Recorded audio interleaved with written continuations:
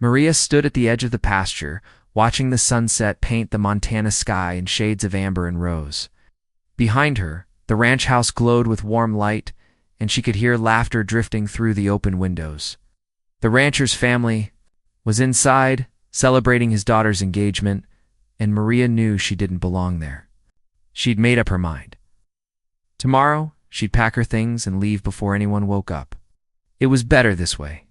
She'd come to the ranch 6 months ago, as a housekeeper answering an advertisement, desperate for work and a fresh start. What she hadn't mentioned in her interview was the past that followed her like a shadow. An ex-husband in prison for crimes that still made her sick to remember. A restraining order that bore her name. Whispers in her last town that had driven her away. She'd thought she could outrun it all, could reinvent herself in this remote corner of the world. But tonight, she'd overheard the rancher's sister talking about doing background checks for the wedding vendors, and Maria's stomach had dropped like a stone. Thomas Mercer would find out. The kind, patient man who'd treated her with nothing but respect would learn the truth, that she'd been married to a monster, that she'd stayed too long, believed too many lies, worn long sleeves even in summer to hide the bruises. She'd finally found the courage to testify, to help put him away, but the shame still clung to her like smoke. "You planning on standing out here all night?" Thomas's voice came from behind her, gentle as always. She didn't turn around, couldn't bear to see his face when she said what needed to be said. "I'm leaving tomorrow," Maria said, her voice steady despite the tears on her cheeks. "I should have been honest with you from the start. You'll regret choosing me when you know the truth." She heard his boots in the grass, felt him stop beside her. He didn't touch her, didn't push, just stood there looking at the same sunset. "I already know," he said quietly. Maria's breath caught. "What? Did a background check before I hired you? Saw the restraining order, read the court transcripts, called the sheriff in your last town, and he told me you were the bravest woman he'd ever met." Thomas finally turned to look at her, and his eyes were fierce. "You survived something that would have broken most people. You found the courage to stand up in court and make sure that man couldn't hurt anyone else. Now, that's not something to run from, Maria.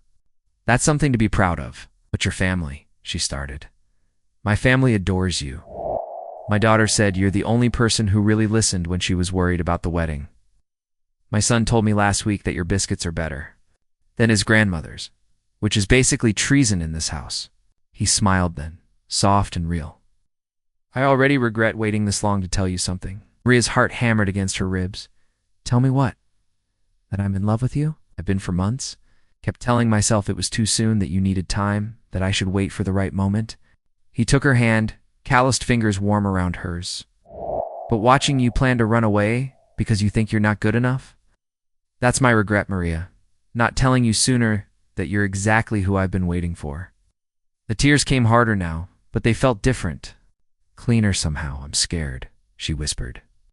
"Me too," Thomas admitted. "Scared I'll mess this up. Scared I'll say the wrong thing. But I'm more scared of letting you go without fighting for you." He squeezed her hand. "Your past doesn't scare me, Maria. It shows me who you are. A survivor. A fighter. Someone who knows what real courage costs." Maria looked at him, really looked at him, and saw no pity in his eyes. Only respect, admiration, and something that looked a lot like love. She thought about running, about the safety of being alone where no one could hurt her again. Then she thought about the laughter inside, about mornings making coffee while Thomas hummed old country songs, about feeling like maybe, just maybe, she deserved something good. "I don't know how to do this," she said. Thomas smiled, the kind of smile that made her believe in second chances. "Neither do I, but I figure we can learn together." He held out his other hand, an invitation, not a demand. "Stay, please. Not because you work here, but because you belong here with me."